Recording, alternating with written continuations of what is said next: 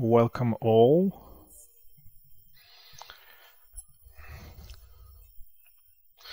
Today we will focus on some dynamics of a potential operation which will be held towards the East Euphrates, and we have four speakers: Giray Sadık, Associate Professor from IBU, and Aylin Ünver from Istinye University, and again from SETA from Washington DC, Research Coordinator Kılıç Buğra Kanat, and Can Acun, Director of the Foreign Policies Research from SETA as well. Very important process we are confronting right now regarding a potential operation which will be held towards the east of Euphrates. What will be the scope of that? What kind of aspects, what kind of impacts we will have, especially on the bilateral relations between Turkey and the United States, especially within the scope of the Genova process, after the assembly of foreign ministers. So we will take the different dimensions of this issue from different aspects, and especially regarding the actors in Syria in terms of this conflict. There is a concept. This is actually called as the battle between the proxy war, maybe we can use this term, and what kind of new dynamics may emerge.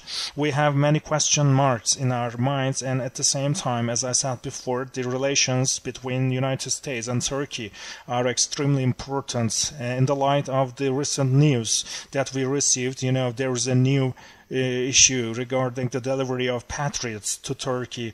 They triggered an approval mechanism. We cannot foresee what will happen eventually, but that seems an important turning point in terms of the relations between two countries. Okay, let me give the first floor to Giray Sadık. Yes. Thank you very much for this invitation and for this nice conference. This is multidimensional issue.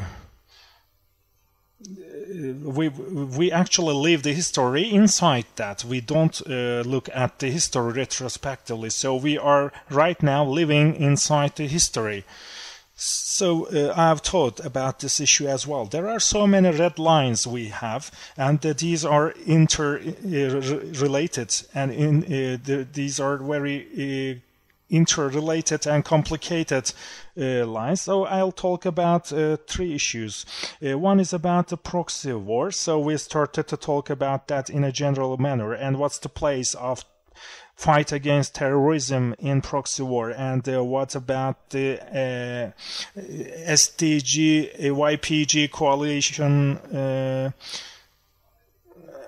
and the United States fights against terrorism. There is a discrepancy in practice and in theory. What you said is also important, but what you do is also. The FDF returning fighters, foreign fighters, and their impact on the security of European region. Let me start with the first point: proxy war, or this is actually this is also. This is no boots on the ground policy of Obama. Actually, you make war and you don't use your soldiers. This is actually a way of making proxy wars. So no boost on the ground. So you don't use your soldiers.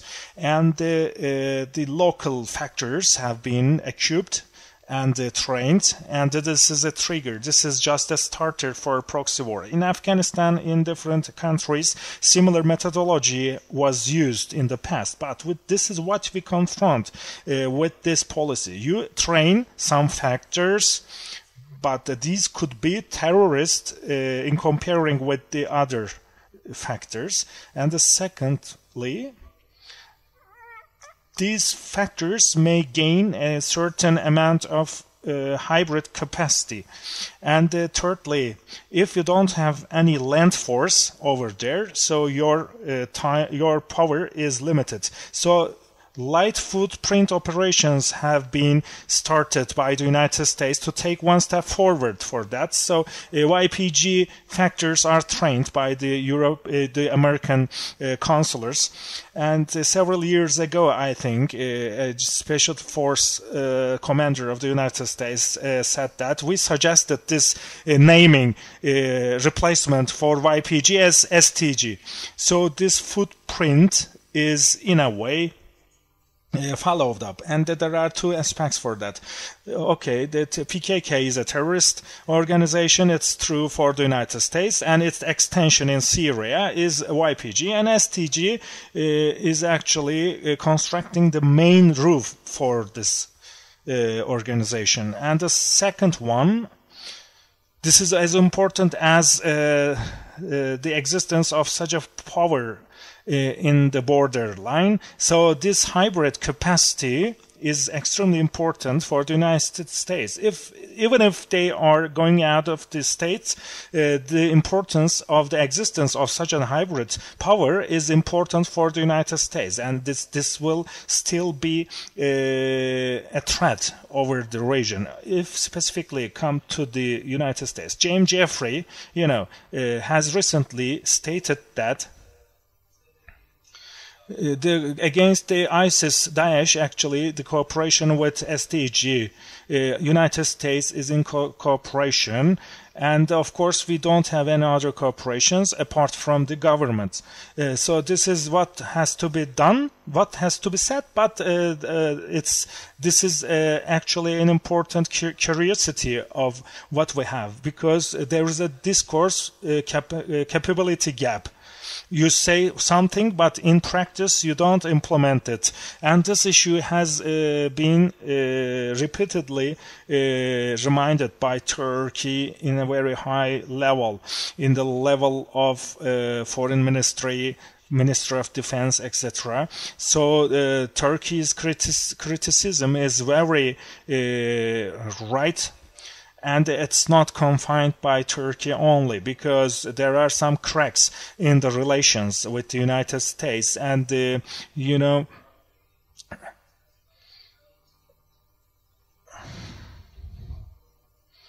it will also affect the strategic actorship of NATO because of such cracks. Actually, we will see the negative impacts of that. And Jeffrey has issued another statement, and he says that PYG, the United States accepts PKK as a terrorist organization, but its attitude against PYG, it's something like Barzani-Talabani relations.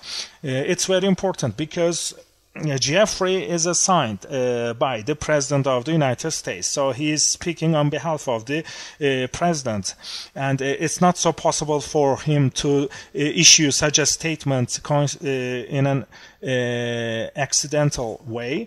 He is a well-experienced person. And secondly, are we moving towards a terrorist movement channel? Are we forming towards such a channel? Moving towards such a channel, it's very important, because it's very important ally, and some say that the United States is our strategic partner, and in our fight against terrorism, actually we see that the United States cannot bring contribution in a desired level. So Turkey right now says that, or believes that, if you cannot make any contribution, so don't create any barrier in front of us. And the last one is the returning foreign fighters, warriors. Actually, it could not be.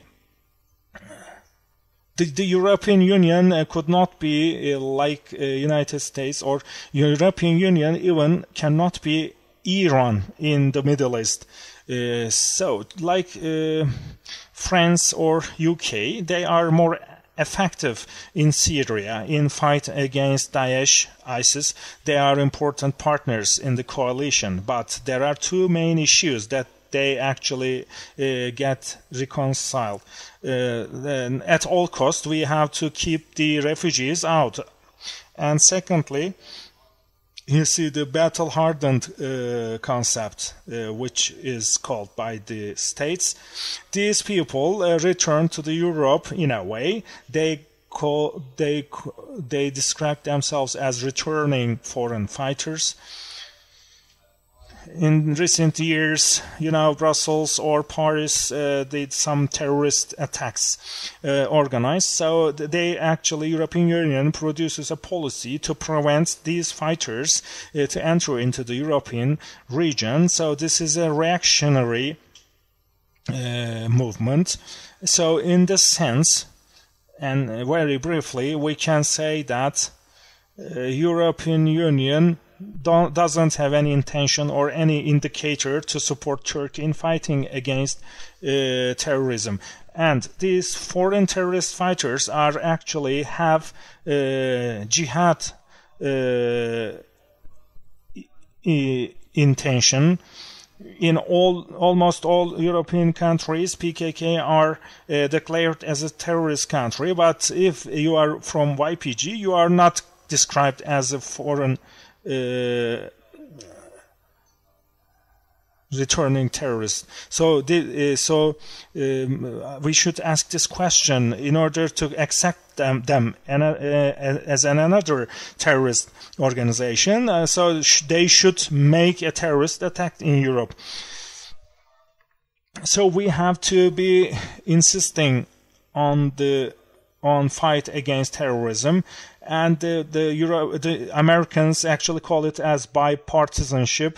No matter what kind of negotiations are conducted in Turkey, so they have to support fight against terrorism, both theoretically and practically. We can maybe focus on other details, but in the first round, I just want to sum up my speech.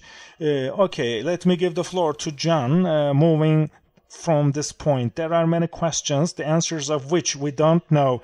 You may know it. Shall we see an actual operation? What will be the scope of the operation? In case of such an operation, what kind of balance we will see? PG, PKK, what kind of response they will show? Can you explain about these balances a little bit? Yes, President Erdogan issued a statement just like an international declaration, and everyone actually now focuses on the east of the Euphrates because there were some potential military operations which have been foreseen by Turkey, but these diplomatic affairs with the United States actually prevented us to act and to move towards the east of Euphrates so far. How did we come to this point? How did we come to this level? We have to explain it. There are some preparatory phases, of course, and the situation. For example, the YPG, PIG, they actually started to be active in this north part of Syria in that time. Iran in that time supported the regime, but they also supported this process. Afrin, northern part of Haseki, regime actually left this region to YPG, and YPG took the advantage of this issue. In 2002, they actually got an engagement with the United States, and step by step they moved on. They moved towards this region, and they actually possessed the northern part of Iraq.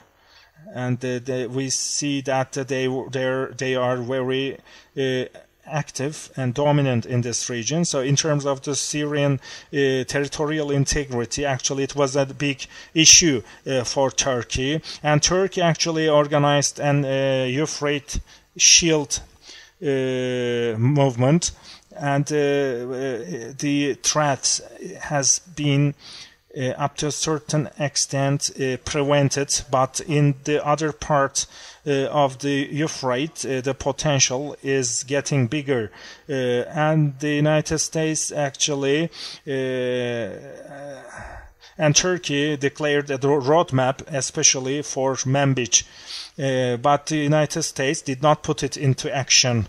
Some common drills have been organized, some common patrol organized, but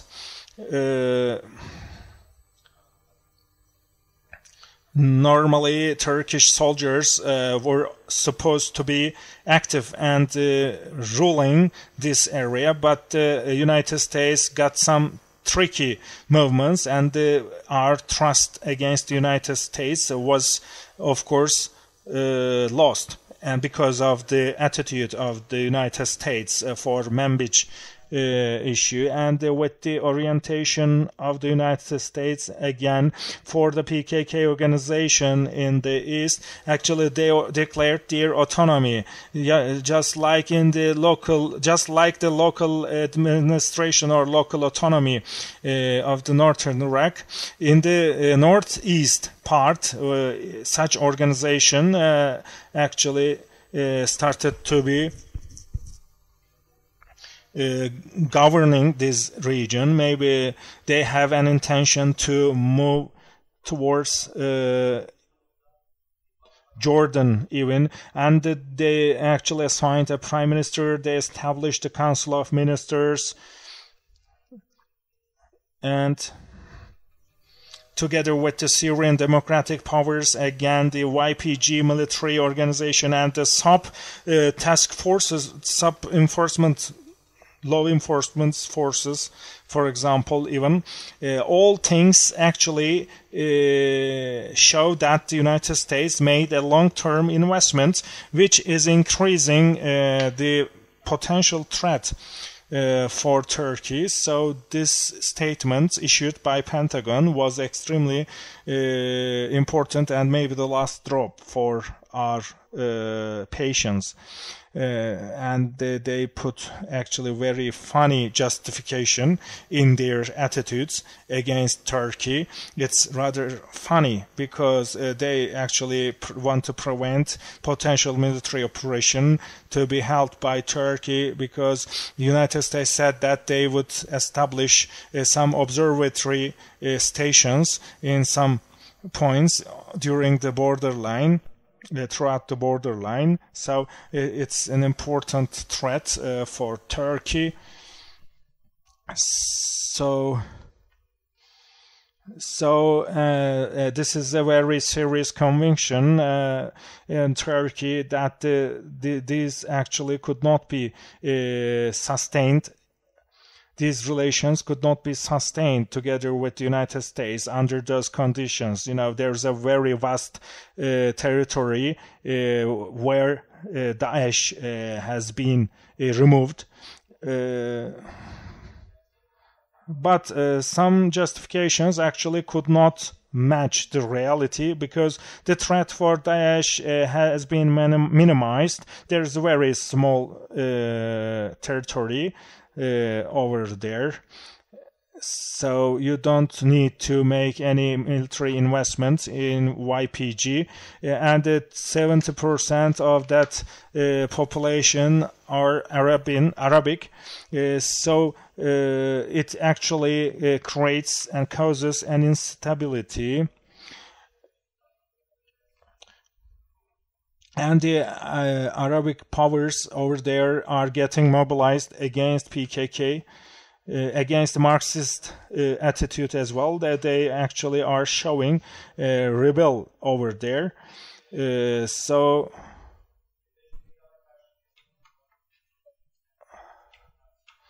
This issue is also very debatable. As I said before, as of the beginning of 2002, there was a very serious relation between regime and YPG, and this equation is still in progress together with PKK as well. And the president actually issues a statement, and this is about the military operation towards the east of Euphrates, and these are actually the main preparatory, main underlying reasons for such a potential operation.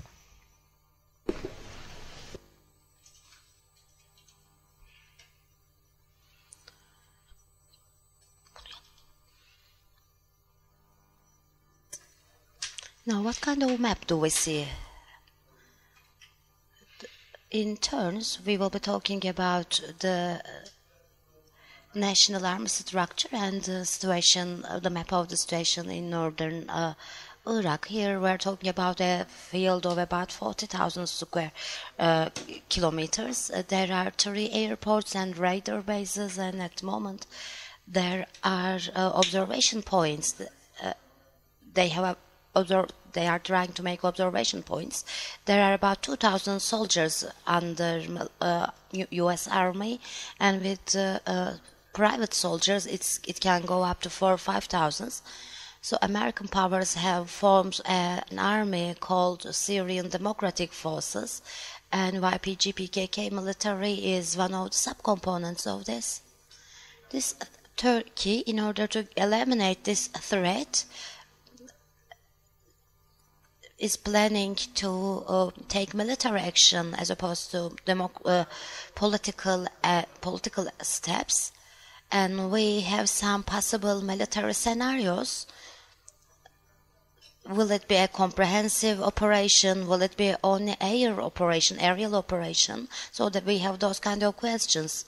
What will be the reaction of the United States? What kind of resistance will be shown? Will they take back their soldiers from the borderlines? Will they withdraw their soldiers? So these are question marks for the time being. However, we have to state that, as you have seen on the screen, this is the National Army. Turkey, this is affiliated to the Ministry of Defense of the legitimate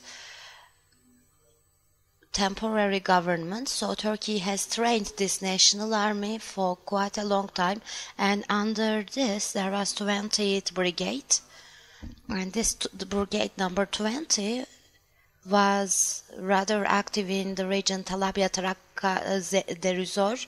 So these are pioneer units, and if they are prepared for a potential military operation, both the National Army and the Syrian Liberation Government based in Idlib and other components affiliated to Turkey will support a potential military operation by Turkey, and they have expressed that they are fully prepared for that. And in terms of logistics, they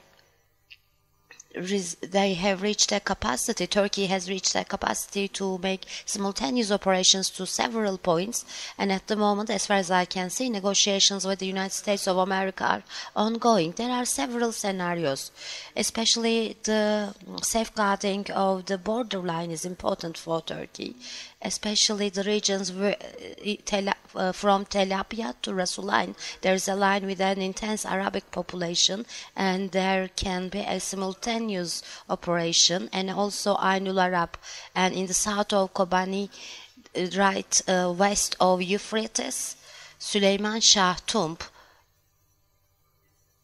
region is a possible target, and according to international law, this is a Turkish territory, and there's a threat from Daesh and PKK, and for that reason there was a withdrawal, and Turkey might potentially make a military operation towards that point.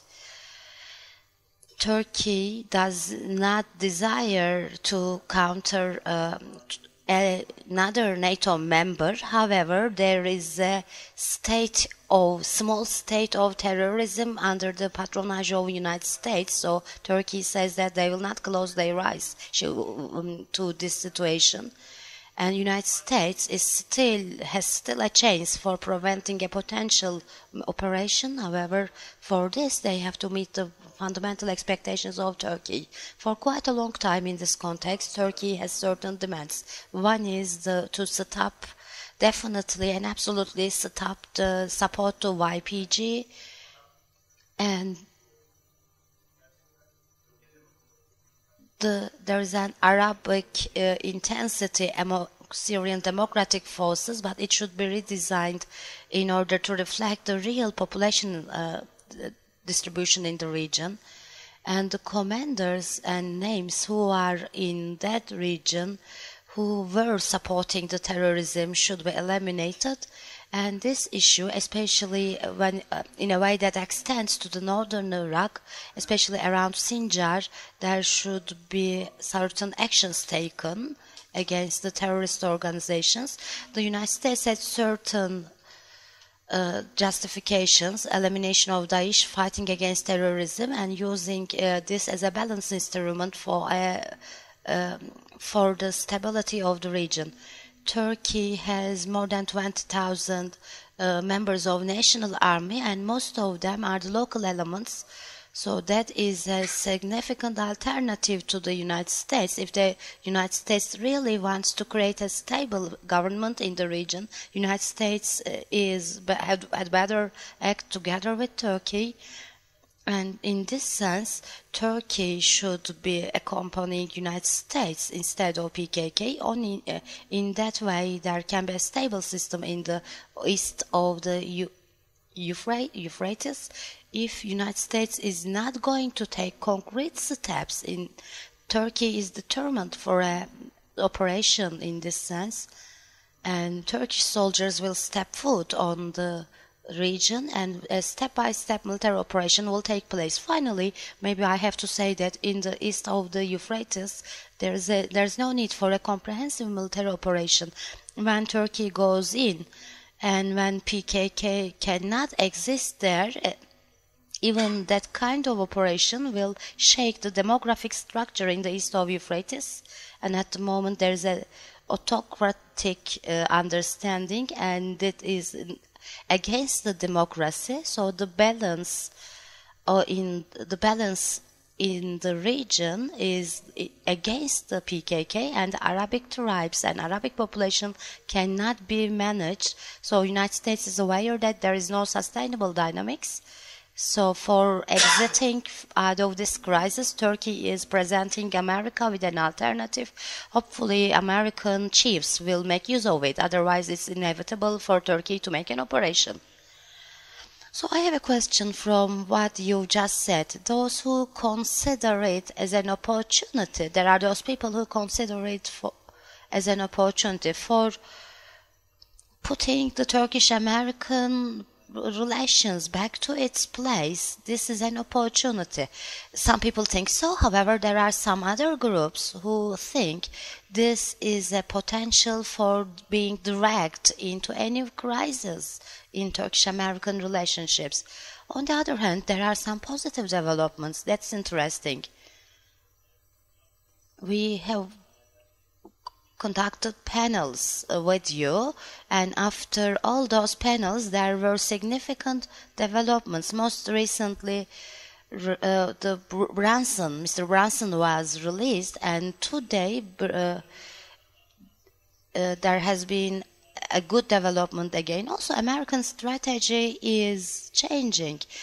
From fighting against Daesh, they are going to surround Iran, so they are using it as a tool. What is your opinion? Is this going to turn to an opportunity, considering the patriots that arrived today, or after this operation will there be a different plane for Turkish-American relations? Thank you. I would like to say a few remarks about patriots. After that, I am going to talk about Syria. The Patriot subject is not recent. In the previous spring months, the State Department of America has an international political security office, so those people who came from that office made a package of that recommendation, and one of those recommendations was this: when Turkey is purchasing arms and weapons, there is there's a letter of intention that is sent to Pentagon. From there it goes to foreign direct military sales, and then they get a permission from Congress. This is not a permission actually, this is an assessment or evaluation. However, the decision of the Congress can be very determining. So far, the Congress did not cancel so many weapon sellings. However, the State Secretary doesn't turn the green light if the Congress is against it. So about the Patriots, Turkey had a concern that, and as that was that it would be stuck in the review process by the Congress.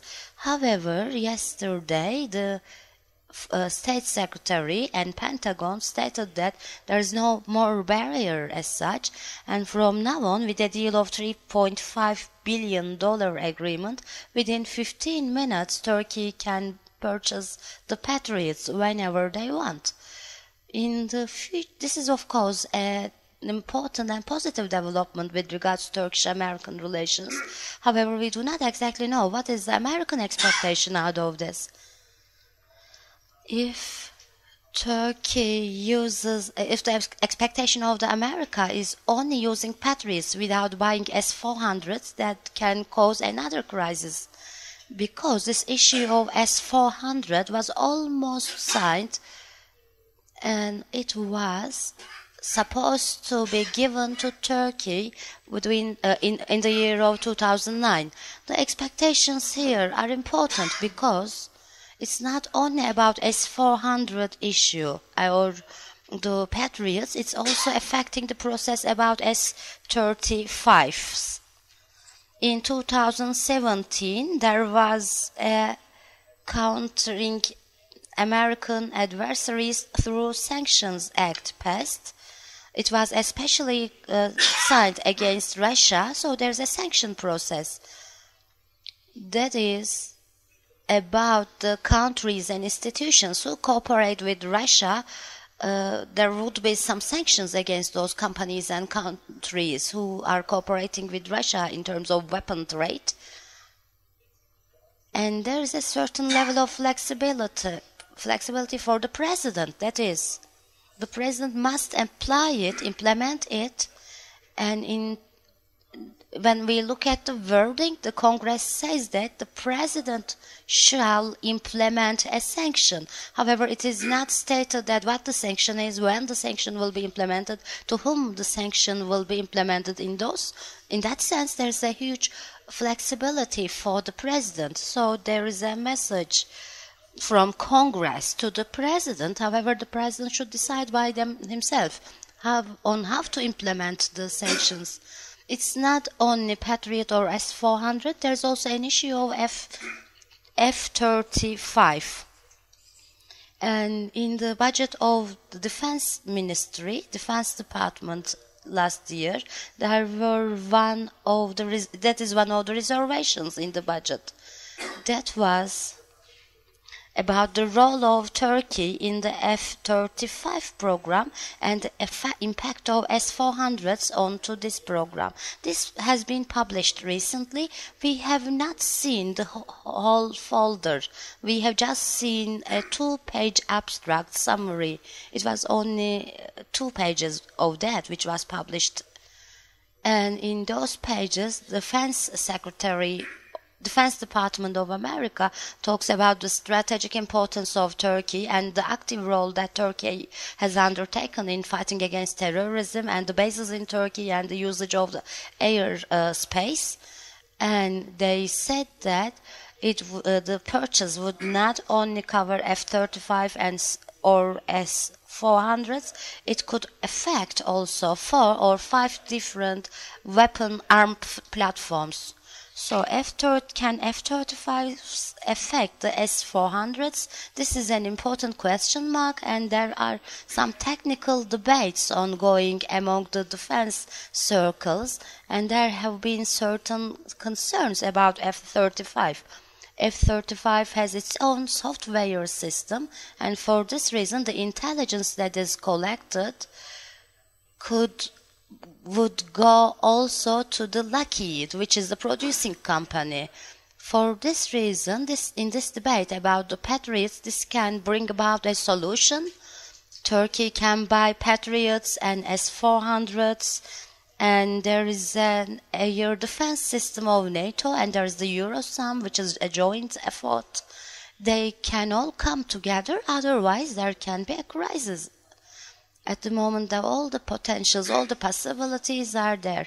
If we come to the Syria issue, the American-Syrian policy has been discussed for a long time. Actually, the biggest problem is that America doesn't have any policy in Syria. In the recent years, America has developed a strategy, and they are showing their attitudes and reactions as if it's a policy. We have observed this one after another in different crises, and in the Syrian issue, within the last 1 year, state secretaries have changed, and the national security advisors have changed, and national defense concepts have been changing, which are causing some problems. Tillerson in January made a speech in the Stanford University about Syria, and that speech was very much detailed. There was a question mark in all minds.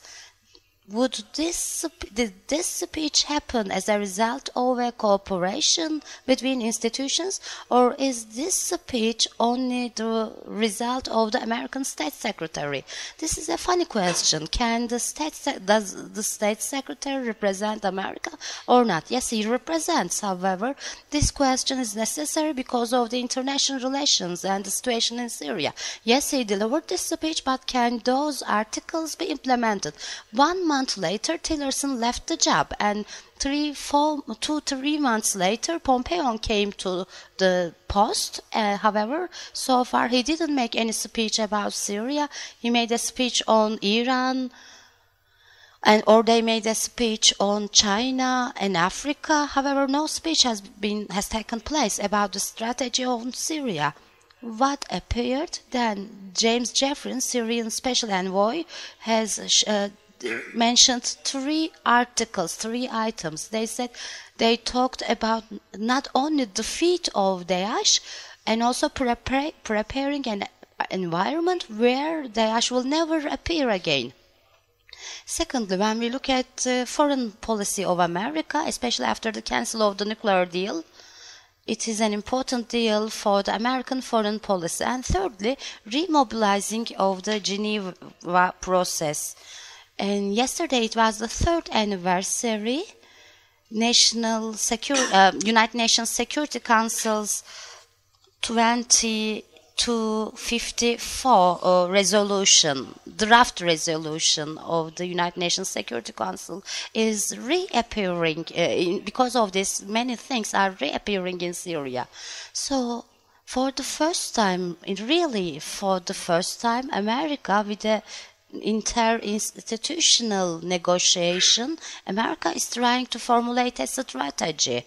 That is necessary because during the last 1 year, America published a national security document in December 2017, and in the aftermath of that, Director of National Intelligence prepared a risk assessment report, which is a report published every 5 years. In those risks, there were 2 adversaries, Russia and China, 2 enemies, Northern Korea and Iran, and 2 non-state actors were Al-Qaeda and Daesh. When America looks at Syria, many of those actors are there.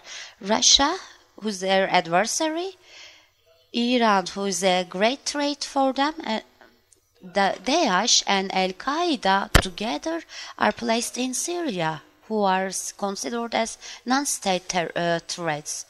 Yesterday, in the speech of James Jeffrey, he said that Syria is the battlefield of great powers. Russia, Iran, Turkey, and Israel, especially, is there, especially in the south, in the airspace. This shows that this is not a proxy war. This is a great power struggle, and America understands it, sees it, and they are considering certain remedies for this situation. After this point, America is taking certain initiatives. James Jeffrey has been in the region for the last 2-3 weeks. They visited Turkey, Jordan, Saudi Arabia would be covered in their new policy, and this is a first in their history. Will this policy be implemented? We'll wait and see. In the past, in the speeches of Tillerson or Trump, their attitudes were not able to be implemented. And James Jeffrey, in all his speeches, he said that they are going to come up with a plan which would be applicable and implementable. About northern Syria, especially about the east of Euphrates, there are several elements. One is they did a cooperation with YPG. But according to this cooperation, considering the policies of the United States in the region, there is a repeating mistake. There is no B plan. There is no way out for that. And there is only A plan. But what will be the B plan and what will be the way out, alternative one? Because, okay, our relation is totally tactical, not strategic. It's not permanent, it's temporary, and it's based on... it's actually based on the extermination of Daesh. So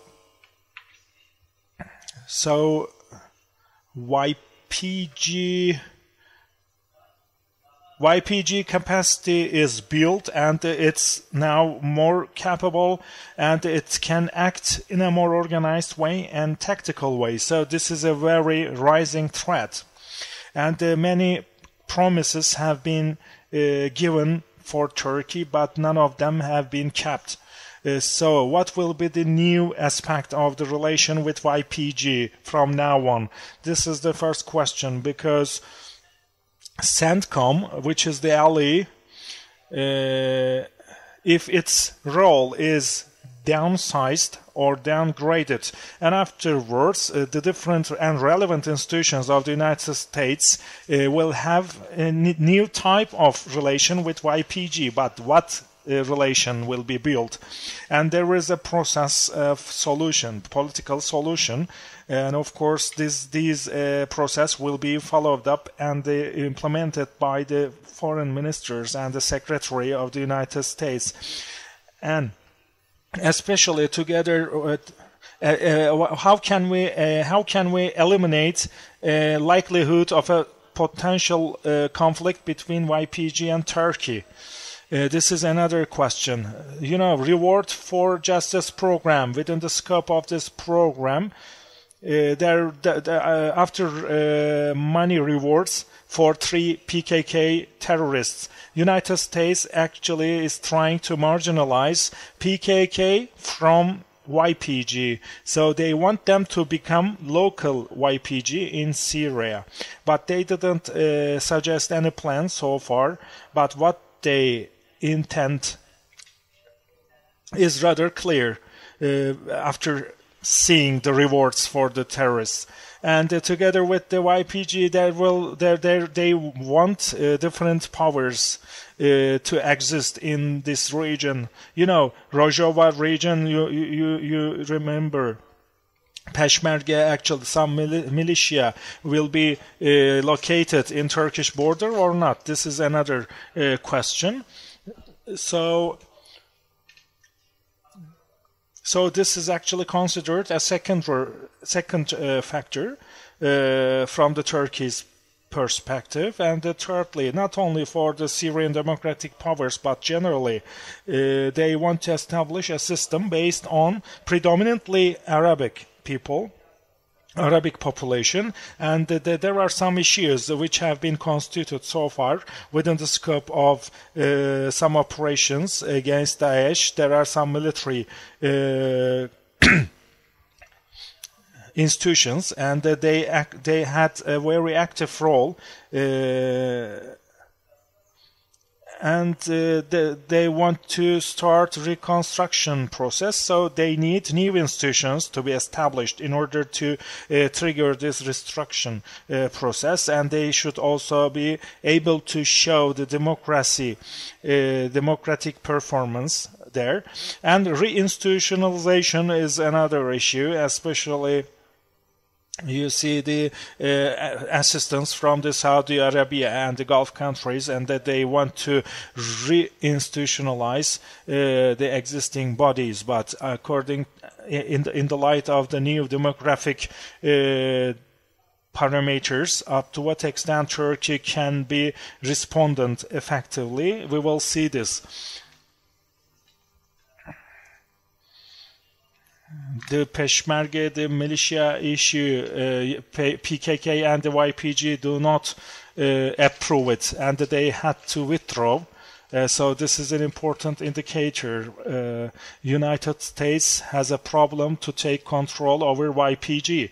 That may be, it seems, a problem. Okay, let me ask a question to you. 2018 is actually showing clear picture in Syria, because Assad's regime in the West, especially the Assad regime, took the control over the west of Euphrates, and in terms of the opponent's position, there is also opportunity to take control over the region in a stable manner. 2019 is expecting so many results. And considering Geneva meeting, if Turkey will organize an operation, what will be the picture in 2019 in terms of the Syria issue? Before answering this question, actually, I just want to focus on some actors, and the non-governmental actors and the governmental actors and their positions in the past and right now. We have to know it in order to predict the future in terms of their actions. First of all, the situation of the Kurdish population in Syria. It's important. In 2004, in northern Iraq, after the autonomy of the northern Iraq is declared,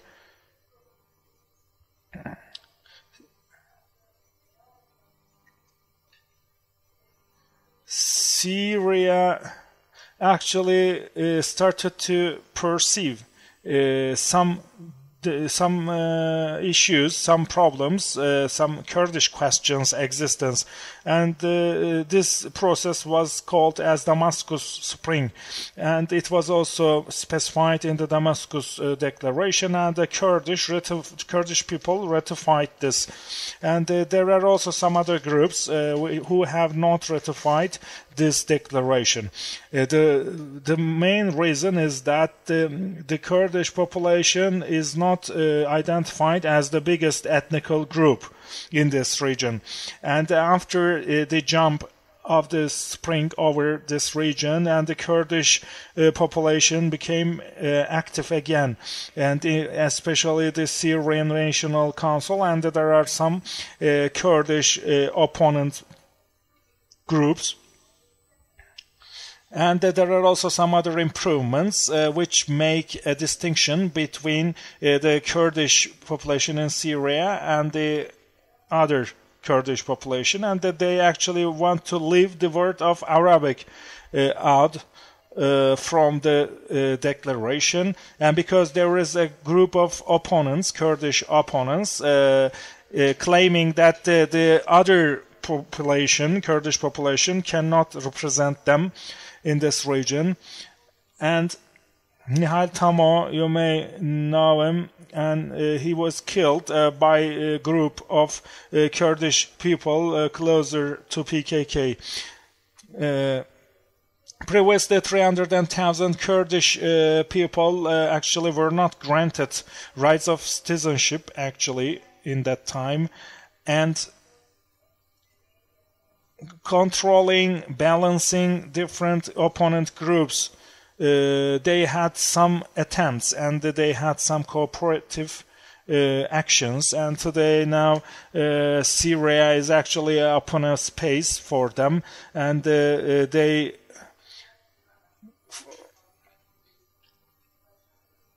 and I don't go to past their relation with the Soviet Union, ex-Soviet Union. It's also important actually.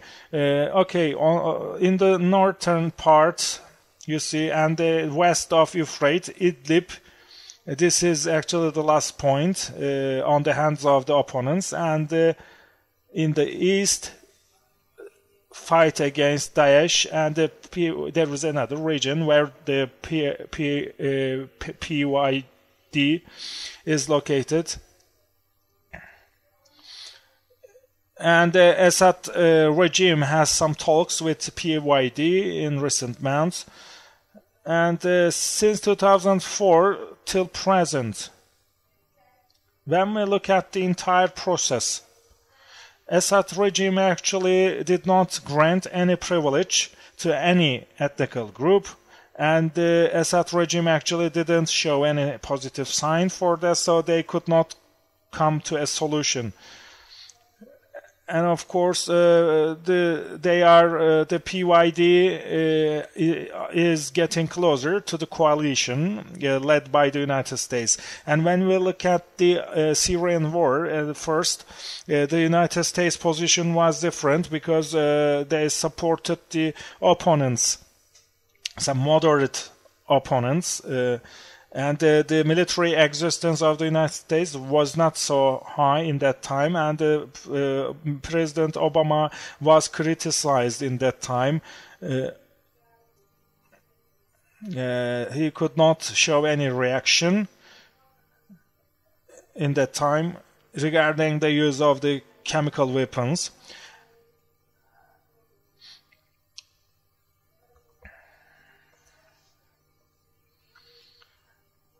And the PYD and YPG support has been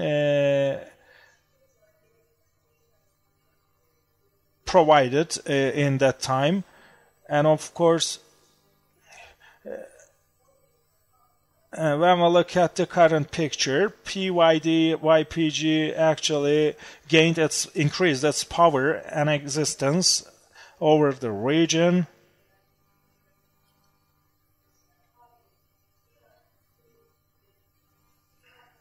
And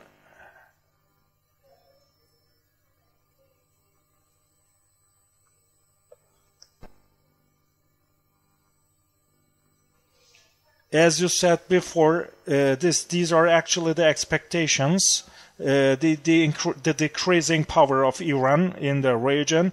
Let's come to EU. Actually, they supported the moderate opponents in that time, and of course their priority is to fight against Daesh. There was a reflection of Daesh over the European territories, and there was an also issue of migration in that time. And regarding Mogherini's statement about the Turkey's operation towards the Euphrates, and they said that any kind of military operation to be held over this region should not harm the region, and they have some preoccupations to re-trigger the migration from the Middle East to European Union. And there were also some discussions, and the United States said that they support Manbij operation. Iranians' position is very clear, and that they support the regime. China supports the Assad regime as well.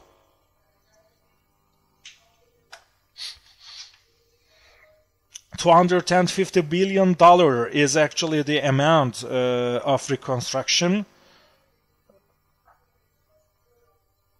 And one of the countries which wants to be involved in reconstruction process is China. And ISIS and the different terrorist organizations and different foreign fighters can also be involved in this area. This is actually important mobility space for different fighters.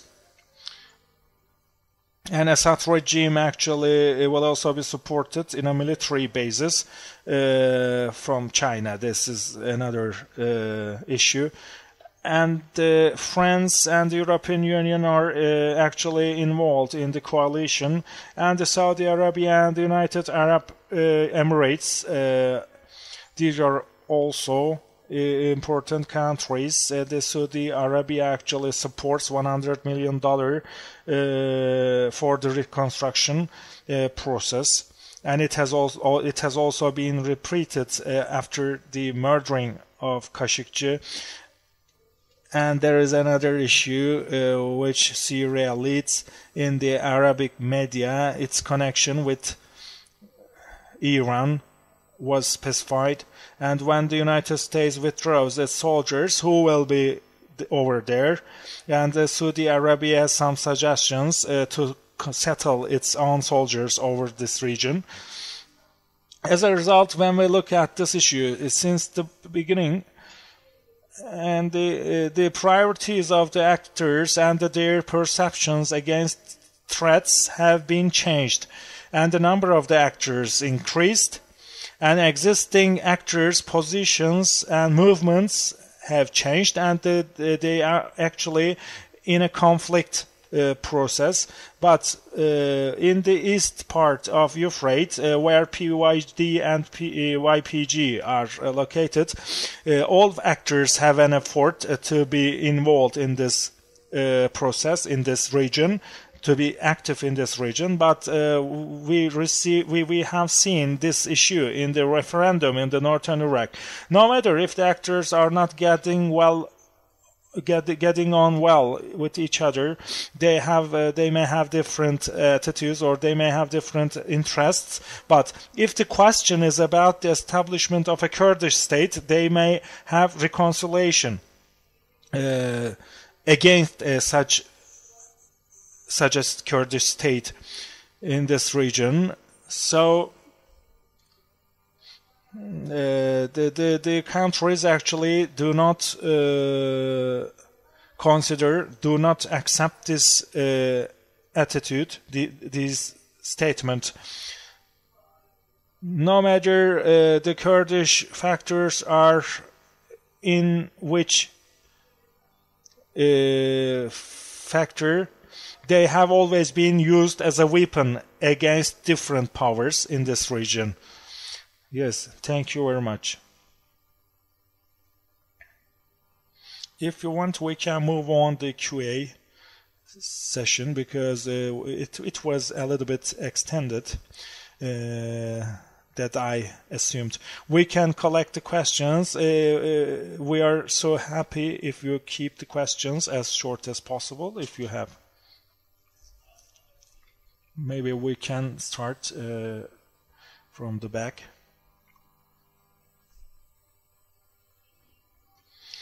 Emine Kaplan, I am correspondent, reporter from TRT.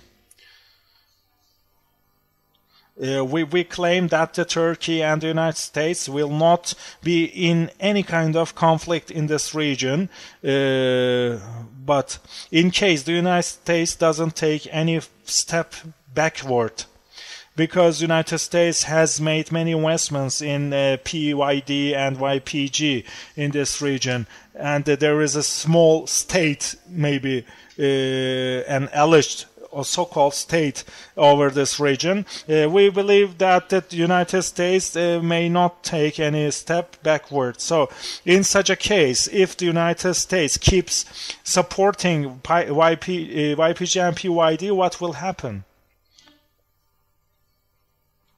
My question is to Canan. There is another question. Yes, I'm from Yıldırım Beyazıt University. this question is to three of you, but I have two questions to John. The first question is this.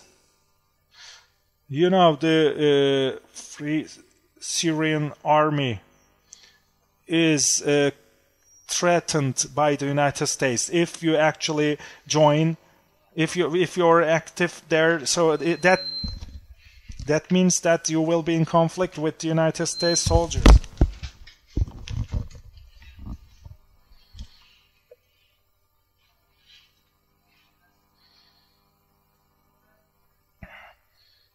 And if we start,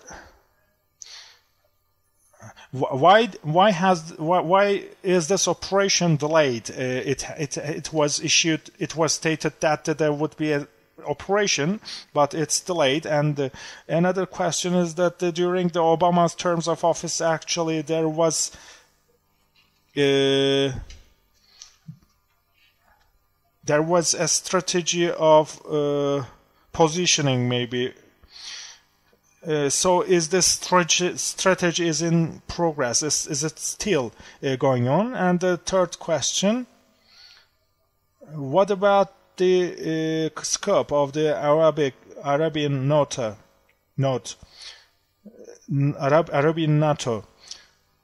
Egypt or Turkey, are they included in this NATO? What's the scope of that in general? Do we have any more questions? I see a question over there.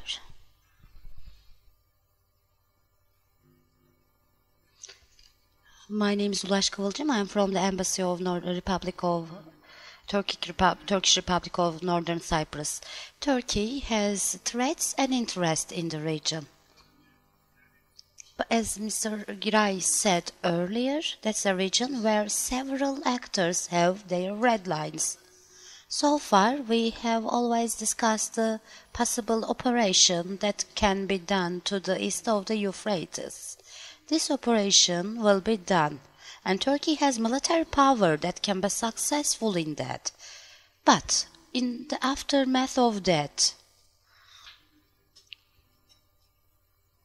when we consider the other actors in the region, does Turkey have a balanced roadmap for the aftermath? Or what kind of roadmap should Turkey have? Yes? Let's wait for the microphone.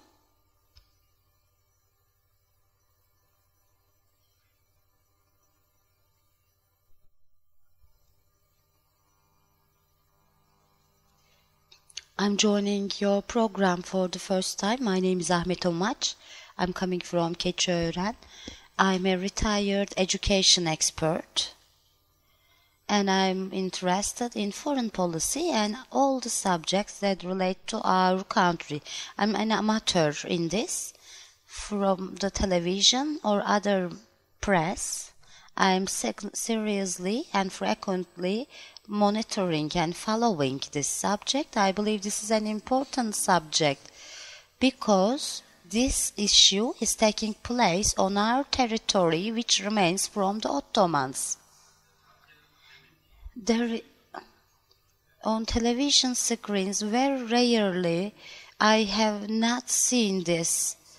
I have seen this kind of expression very rarely on television. Unfortunately, for 300 years, there is a Zionist understanding in the world.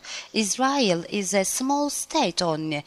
But besides that, in America, in the Western countries, in Germany, this policy is effective. It's effective in their foreign policy, military policy. As you can see that they are preventing Germany from getting more powerful militarily, even though they are very strong on economy. The main point I'm trying to reach is this: the Great Israel Project, Great Middle East Project. In the framework of Arz-ı Mevdut, an organization is being made. The Daesh are the puppets put forward by the puppeteers. I believe that distinguished professors look at the issue from this window. Otherwise, we are concentrating on small problems, but we cannot perceive the main issue, which is behind the curtains. I have one last remark to finish. Obviously, here there is a PYD state. Kurds are being used. As some of the professors said, they are considering an operation on Iran, and because our general policy has changed, in order to get back our own power, they are trying to cut the road of Turkey. They are trying to cut the connections with the Islamic world. Dear professors, distinguished professors, didn't look at the issue from this perspective. This makes me sad and thoughtful. Thank you. Any more questions? Now, very quickly, but can I get some very short and brief, clear questions? Hello, Professor. Thank you. Gazi University International Relations Department. My question is to Professor Can. USA is NATO ally of Turkey, and they explained that they will make new observation towers on the Syrian border. How can Turkey protect safety without United States? How will they get rid of the formation of YPG-PYD? My question is to Mr. Kılıç. This morning we heard the Patriot decision by the State Department of USA. What will be the effect of it on the Syrian policy? Can we say this? Would it be absurd if we say that this Patriot decision, would that prevent any potential operation to the eastern Euphrates? There's one more question over there.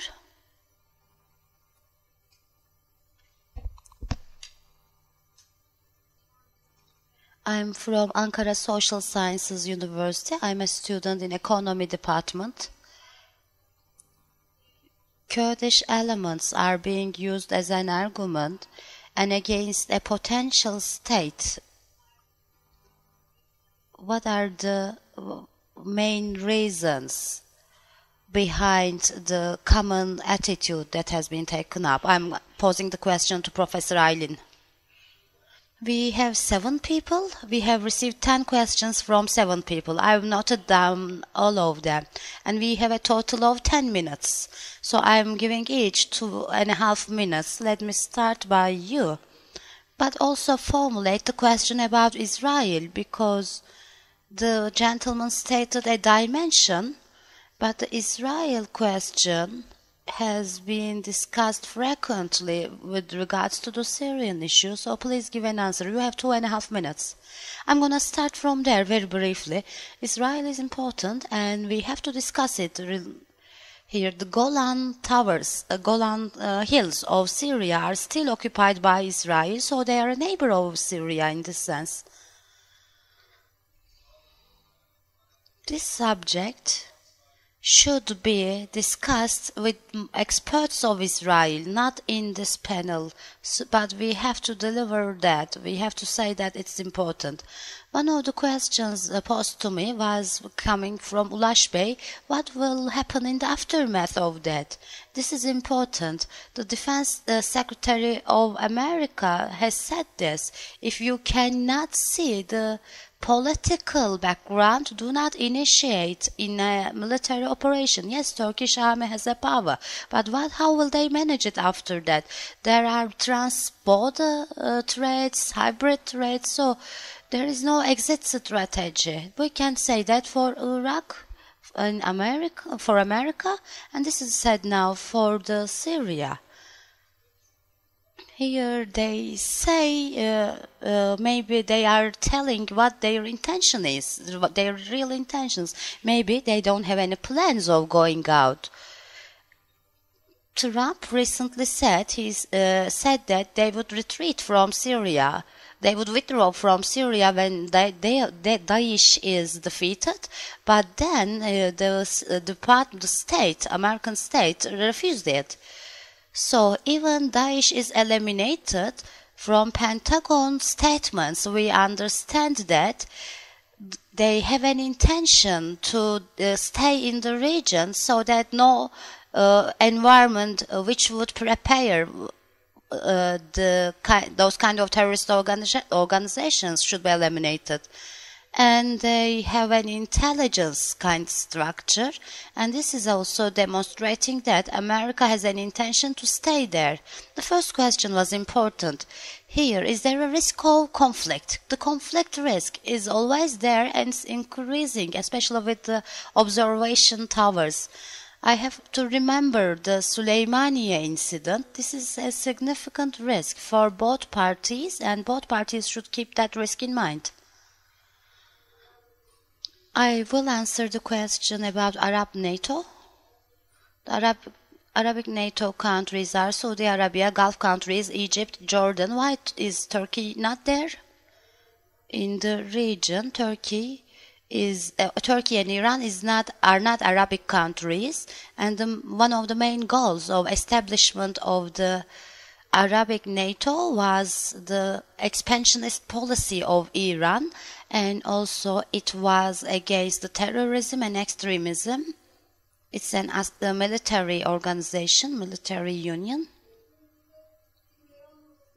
The basic reason why Turkey is not involved is this. After the Arab Spring, Turkey didn't have good relations with Saudi Arabia. We know that was against Arabic Spring and those revolutions. In Egypt, Turkey supported the coup d'etat.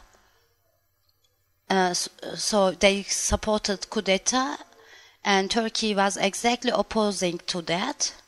And Egypt, when Morsi regime collapsed, Sisi regime came to power, and in this subject they are not having the same views. And as I've mentioned earlier, in Syria, in PYD-YPG region, there's a material support from United Arab Emirates and Saudi Arabia. So Turkey obviously has a different position and different attitude in many subjects. So it's impossible to be involved in the same military organization under the circumstances. Another question was about in a possible Kurdish state situation, why there is a common attitude, common positioning. Kurds are in Turkey, Syria, Iraq and Iran, and northern Iraq they have an autonomous position. In the same way, Iran is conflicting with PJAK, which is an extension of PKK.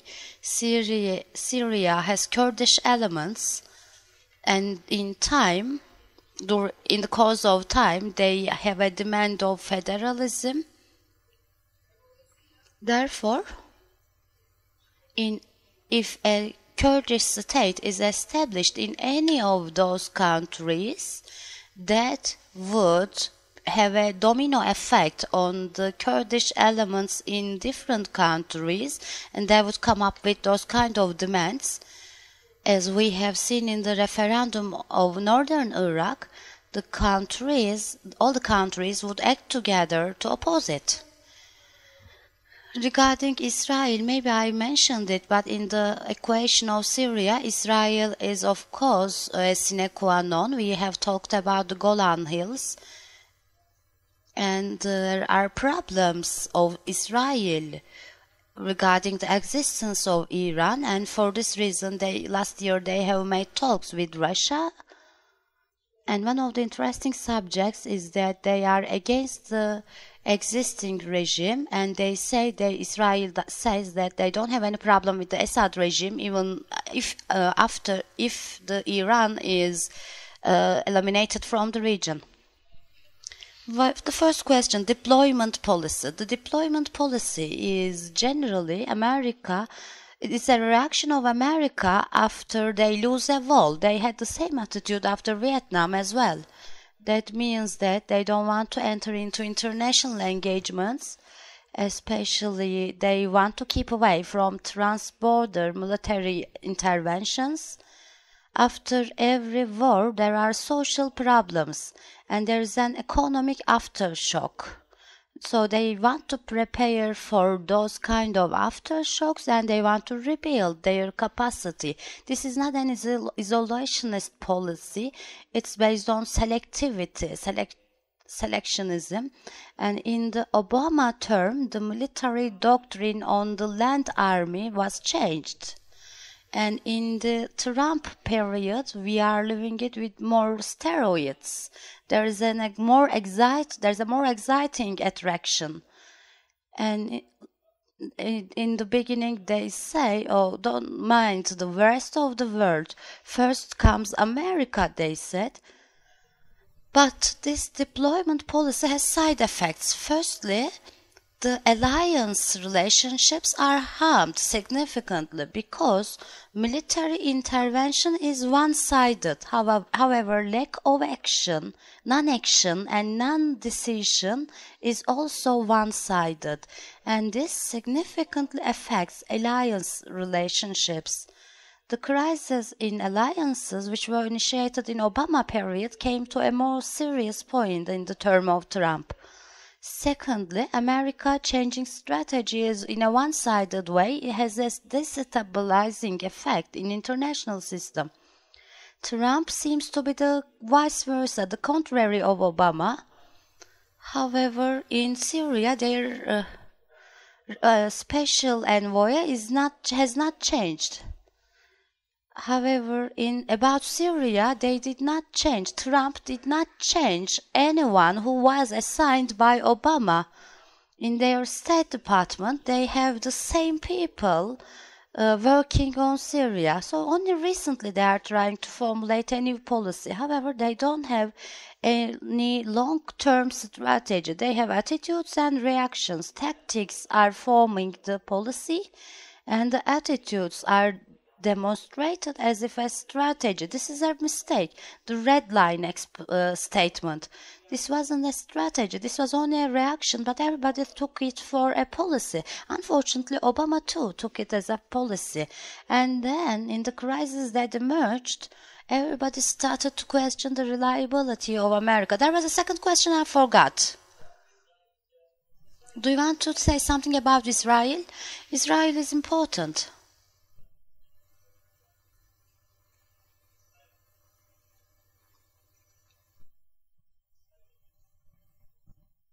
Microphone, please. Microphone.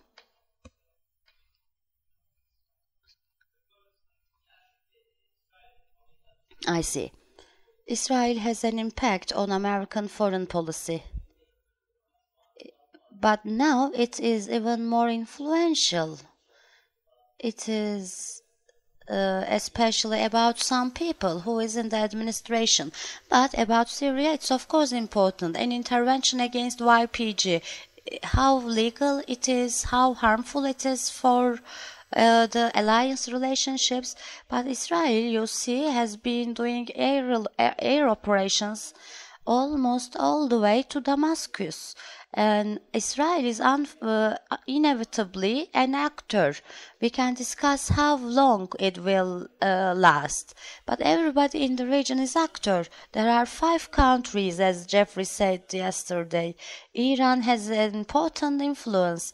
This stabilization effect is not discussed very often. Generally, we discuss about Russia, America and Turkey. However, both Israel and Iran has destabilizing effects in the region. In the Patriot Agreement, it's like this. For example, 3 PKK members were rewarded, and this came out like this. There's a crisis in the relationship, so a crisis is coming and approaching, and they are taking some softening measures. Patriot subject was discussed in the State Department for 5-6 months, for a long time, but its timing is very special. Even if there's a crisis, it should not harm, it shouldn't hurt the ally relationships. At least we are proceeding in the defense relations. So these weapons are jointly made with patriots. Among the military, there are two elements of America. One is the military, doctrinal, tactical, and operational soldiers, and the other is the defense industry. So there is a crisis approaching with the military. However, if the relationships with the defense industry is stabilized, if Patriot deal is signed, even if there is a crisis, both wings of the military will not be against Turkey at the same time. So there were several questions. I am going to answer them very quickly. So I can be given an exception for now. In the Middle East, there is a new alliance in Middle East, and it is led by Israel, United Arab Emirates, Saudi Arabia, and White House, Trump and Kushner pair.